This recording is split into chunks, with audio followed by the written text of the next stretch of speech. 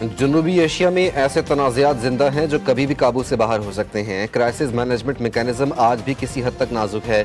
Chairman joint chief of staff general Sahir Shamshad Mirza कहते हैं, पायदार crisis management के लिए बाहमी बर्दाश्त, रेड लाइन की पासदारी और मसावात की ज़रूरत होती है।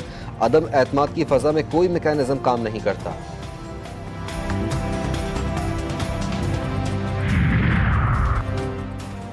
जंग मुख्तसर लेकिन इंतहाई खतरनाक थी। हमने भारत से 1971 का बदला ले लिया।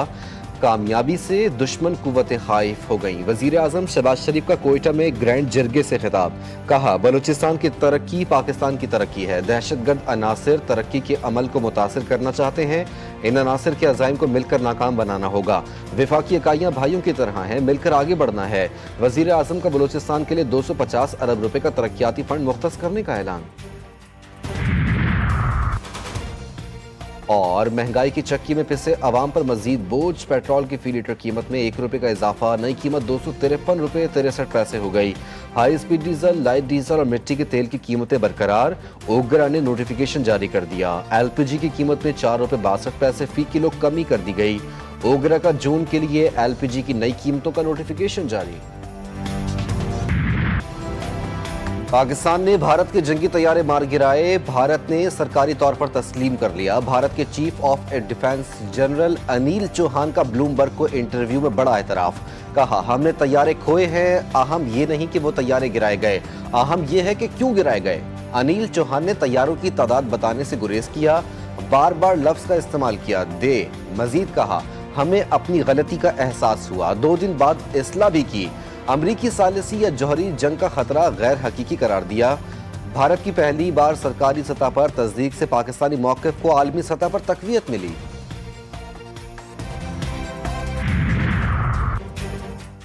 बलूचिस्तान के इलाके सोराब में फितनल हिंदुस्तान के दहशतगर्दों के हमले में शहीद हिदायतुल्लाह बुलैदी की नमाज जनाजा एफसी हेडक्वार्टर्स कोयटा में अदा। हमले में भारत के मुलव्वस होने के मजीद शवाहिद सामने आ गए। मार्का हक में नाकामी की हज़ीमत छुपाने के लिए भारत ने अपनी प्रॉक्सीज का दोबारा बेदरीग इस्तेमाल शुरू कर दिया। बलूचिस्तान में फितनल हिंदुस्तान मासूम बलोचों, बच्चों और ख़वातीन को निशाना बनाने लगी।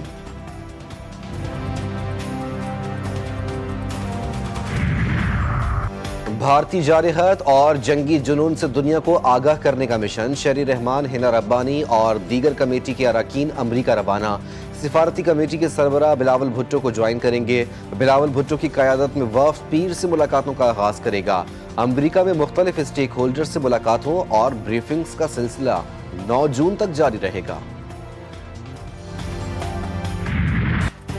अमरीकी सदर डोनाल्ड ट्रंप को पाकिस्तानी सिफारती वफ़द के वाशिंगटन आने का इंतजार। पाकिस्तानी हुकूमत के नुमाइंदे आइंदा हफ्ते आ रहे हैं।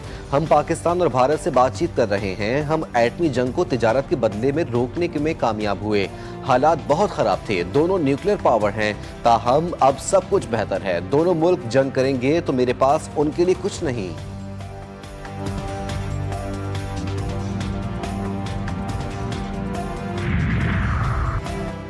साबिक वजीर आजम नवाज शरीफ का आज लंदन जाने का इम्कान। ज़राए के मुताबिक कायद मुस्लिम लीग नून नवाज शरीफ अपने बेटे हसन नवाज के हमरा लंदन पहुंचेंगे। नवाज शरीफ दौरे के दौरान अपना मेडिकल चेकअप करवाएंगे। लीगी कायद ईद भी लंदन में ही मनाएंगे।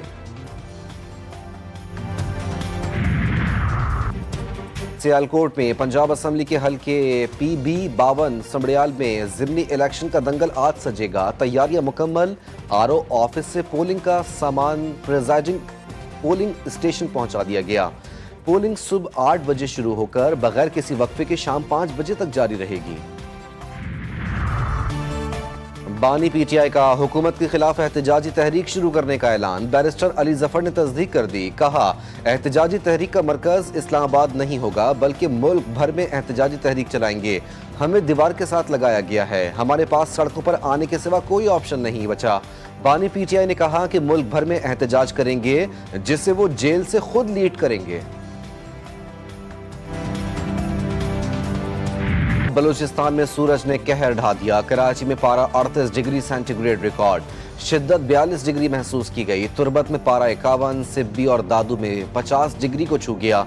सक्खर 39, जैकबाबाद और नवाबशाह में दर्जे हरारत 48 degree centigrade record.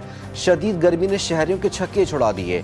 Islamabad, Khyber Pakhtunkhwa, शिमाल मशरकी Punjab और गिलगित बल्तिस्तान में बारिशों का इम्कान। मानसहरा के सयाहती मकाम बाबूसर टॉप पर बर्फबारी का सिलसिला वक्फे से जारी। शाहराह बाबूसर शदीद फिसलन का बायस बालाकोट, नारायण खाखान और दीगर सयाहती मकामात पर बारिश।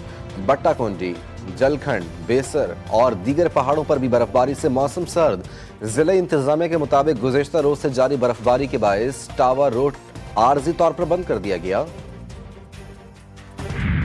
ईद उल अजहा में 6 दिन बाकी। मवेशी मंडियों में गहमा गहमी उरूज पर। कहीं चमक रहा है कारोबार, कहीं बहस व तकरार। हर एक की नजर एक से बढ़कर एक खूबसूरत जानवर पर। मक्खन, देसी घी, बादाम और सेब का दिलदादा साहिवाल नस्ल के बैल शेरू के खानेवाल में चर्चे।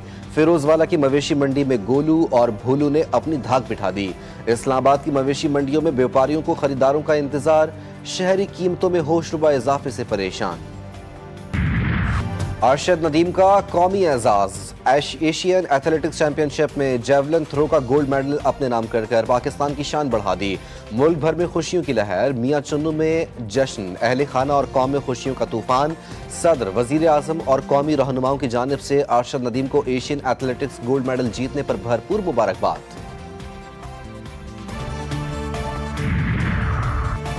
T20 सीरीज में व्हाइट वॉश का अज़्म। पाकिस्तान और बांग्लादेश के दरमियान तीसरा मैच आज खेला जाएगा। दोनों टीमें लाहौर के कद्दाफी स्टेडियम में रात 8 बजे मद्दे मुकाबिल होंगी। तीनों मैचों की सीरीज कौमी टीम 2-0 से पहले ही अपने नाम कर चुकी है।